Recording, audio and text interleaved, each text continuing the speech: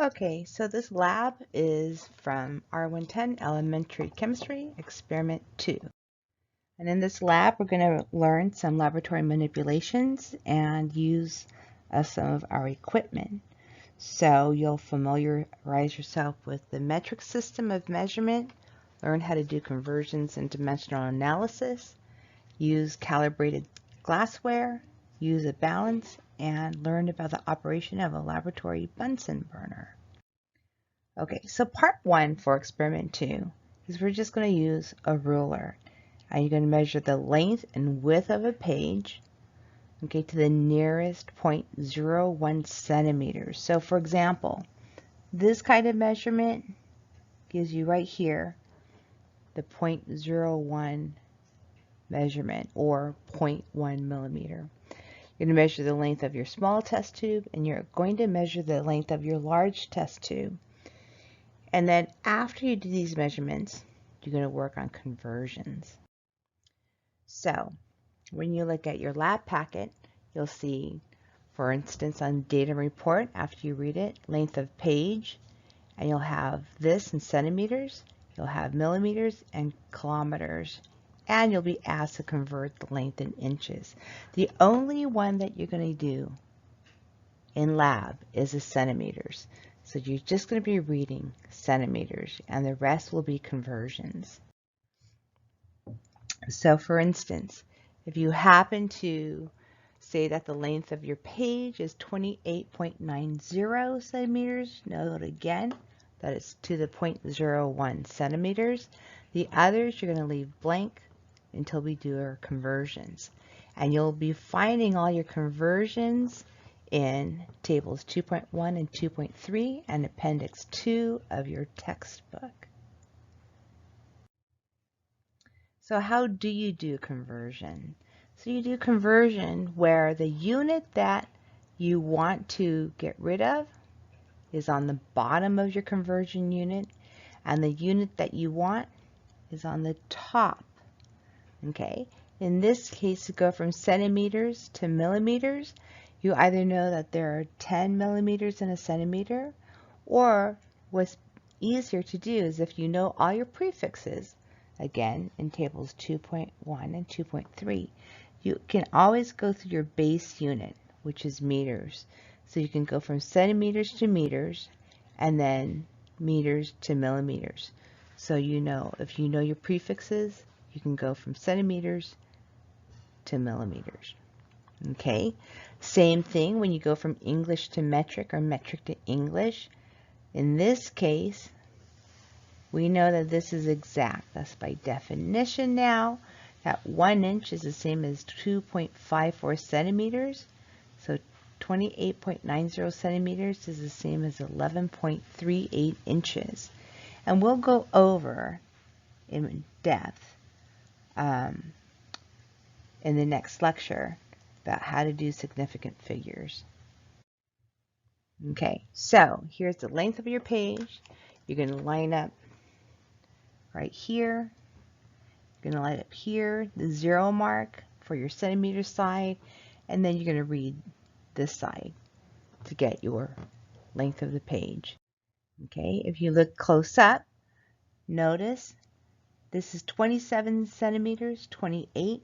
So all of these small marks are 0.1 centimeters, which means if you look, you can estimate that value between. So if this page falls right in between this small mark and that large mark, that's 27.9 and 28.0. So you estimate that last digit. So you could say it's like 27.96 centimeters. That gives you your 0.01 centimeter. Okay, that's the precision that you'll be reading this ruler. Likewise for a width of a page. So here's the width. If you zoom in, again, now you can see, you can read it to the 0.01 centimeters. Okay, now what happens if it lands exactly on the line here? If it lands exactly on the line, And what we're saying is that it's going to be, in this case, let's say 21.60. Okay, so remember with this ruler, since you know you can measure to the 0.01 centimeters, you always have to have a digit there, even if that digit is a 0. Okay, when you measure the length of your large test tube, the reason I show it here is I have a ruler here on the 0 mark that's perpendicular, so you can line your test tube against it. Okay, you're going to do the same with your small test tube. Okay. Now when you use calibrated software, remember calibrated means that it's been normalized so we know exactly how much. Graduated cylinders are to contain, so we know exactly how much water is in there. So you're going to use your 50 ml graduated cylinder when you try to look at the volume of a 100 ml beaker on a 250 milliliter Erlenmeyer flask, and you're going to use your 10 milliliter graduated cylinder when you measure the volumes of a large test tube and a small test tube. So remember, we're filling your beaker to the brim. Okay, and when you actually, when you fill your 100 milliliter beaker to the brim with tap water, what you're going to do is you're going to use your 50 milliliter graduated cylinder and you're going to transfer some of the contents over. But what you're going to avoid doing is going over the 50 milliliter mark.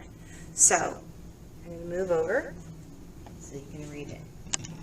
Here's your 50 milliliter graduated cylinder. And to read the volume, you're going to be going to the bottom of your meniscus. Okay, now once you do that, you know your beaker still has water in it.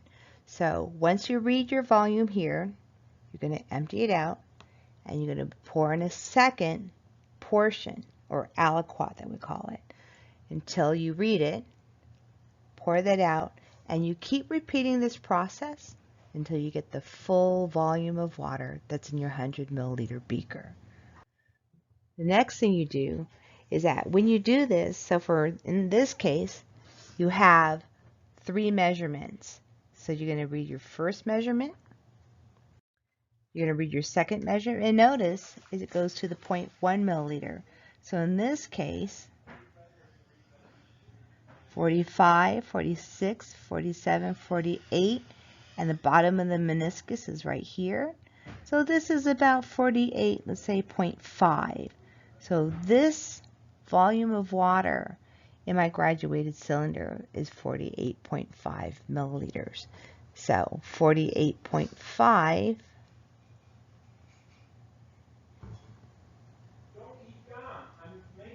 this is going to be your 0.1 milliliter precision. Okay, so you keep doing that until you completely empty out your 100 milliliter beaker of water. So in this case, we had 3 measurements. Okay, so when you fill out this part that says volume of 100 milliliter beaker, you're going to actually add the 3 together, and this is the value that you're going to write in that line. Now you can use your tables 2.1, 2.3, and your appendix in order to do the conversion to liters. You're going to repeat this process for your 250 milliliter Erlenmeyer flask and your test tube. So here is your 250 milliliter Erlenmeyer flask. Remember, when you fill it to the very top, to the brim with tap water. And then go ahead and do your measurements. Now here, when you have your large test tube, you're not going to have a stopper. You're just, again, going to fill it to the brim with tap water and use your 10 milliliter graduated cylinder. Now this 8 to 9, you can see, is 1 milliliter. So these small marks are the 0.1. So we can see here's the bottom of my meniscus right there. So it's between the 8 and the 9. So let's just say is 8.86 milliliters. Okay, so notice your 10 milliliter graduated cylinder can read to the 0.01 milliliter. And then after that, you sum the three together, and then that's what you're going to put into your data table. Here is your small test tube. Don't fill it down to here. Fill it all the way again to the very, very rim. And it turns out you can do a single measurement with a 10 milliliter graduated cylinder.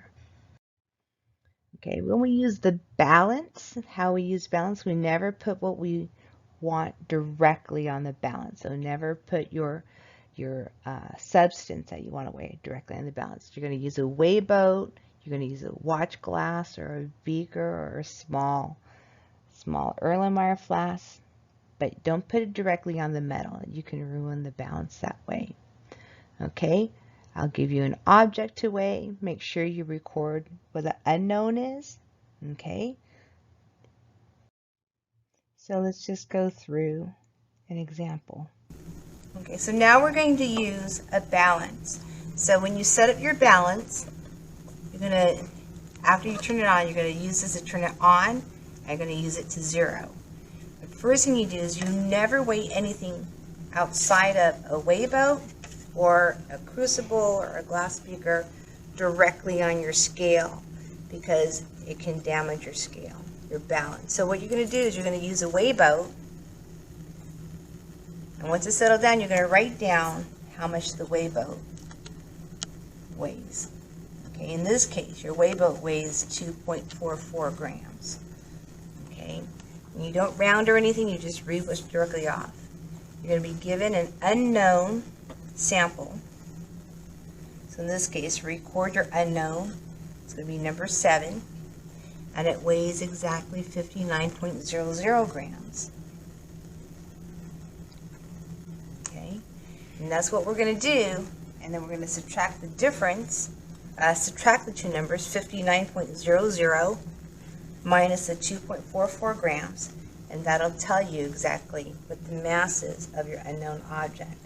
And in this case, that would be 56.56 grams. So once you have determined the mass of your object, then you take it to your instructor to compare with what it should weigh. Okay, so that's how you're going to do weighing the mass of an unknown substance. Okay, so what are we showing here? So when we do this example, this is your copy of your data sheet. You will need to complete out this box, mass of the container, which is basically your weigh boat, and then make sure you record your object number. The mass of the unknown object number here, this is actually going to be when you calculate it out. Okay, the Bunsen burner.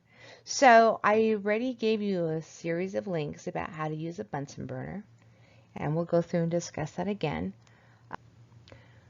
Okay, so for Part A, you're going to watch your videos, and from the videos, you're going to be able to sketch the parts of your Bunsen burner and label it.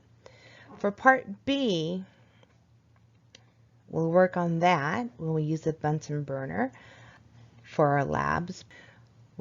We show you how to make a luminous flame. Now that yellow flame that we call a luminous flame, this is essentially just like in a candle. So you're not getting enough oxygen, which is why it's a low heat and it's yellow. I'm going to show you a little bit of what happens. We're going to use a candle, a true candle instead. So here we have my daughter lighting the candle, and you can see that yellow flame right there. That is your luminous flame. Once we have our luminous flame, we're going to hold it under my ceramic bowl. And when you hold a luminous flame under the ceramic bowl, there starts to generate this black residue. And this is soot. This is going to be like what you're going to see in a wood fireplace. And what is soot? Soot is basically a carbon residue. Because we're saying that a luminous flame is not very hot, what that means is that the carbon that's being burned, some of it goes into the air in the atmosphere as carbon dioxide, but a lot of it doesn't completely burn, and that's where you get the carbon. At higher temperatures, when we optimize our temperatures with the Bunsen burner, we don't see this, and that is because it's hot enough that all the carbon gets consumed and becomes carbon dioxide. Okay, for part C, we'll show you part C. We're going to show you how to adjust your flame. So you have the two portions, the outer darker blue, or some sources say purple, but I think it's a nice dark blue, and a light blue on the inside. And we're going to hold a piece of copper and a piece of nichrome. So let's take a look. Okay, so the last part of your experiment will be to look at your Bunsen burner flame and estimate the temperature. And how we do that is we're going to burn 2 wires to see what happens. The first one is our copper wire. You don't need a lot, you just need to be able to hold it and then have your Bunsen burner flame here. So you'll just need about 15 centimeters or so. Okay, so this is going to be, you'll need your copper, and you have an alloy, and this alloy is called nichrome. And again, you'll need about the same length. And what we're going to do is we're going to put these 2 pieces, one at a time, into the hottest part of the Bunsen burner flame and see what happens. Okay, so let's continue. So the last part of your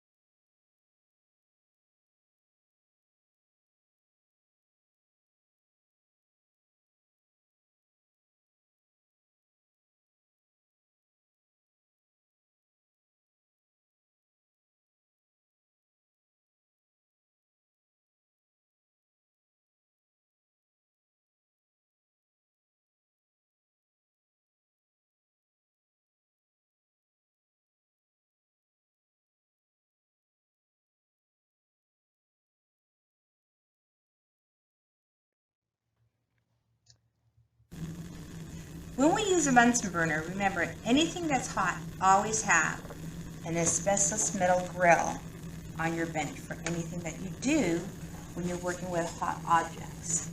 In your Bunsen burner, this part needs to be open. That's for this is your gas inlet. This controls the amount of gas as well as what you have on your bench. This part controls the air intake. So right here, remember, if you close it, you'll have what we call a luminous flame. It's a very low temperature. As you open the air in this tube, it's called a mixing tube, and that's where the oxygen, the air, and your gas mix. And what you're going to do is you're going to try to get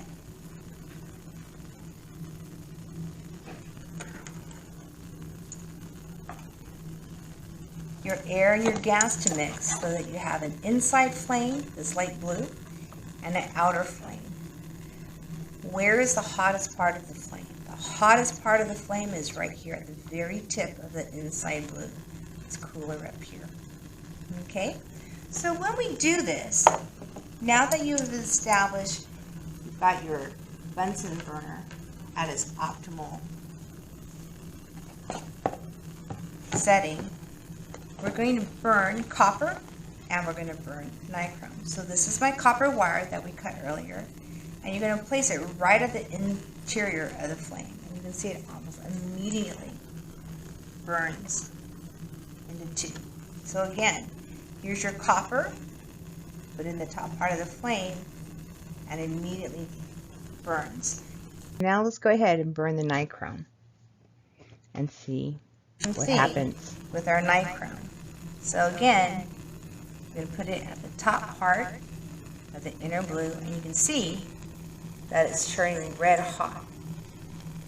Okay, but notice, unlike the copper wire, nothing happened. It heated up.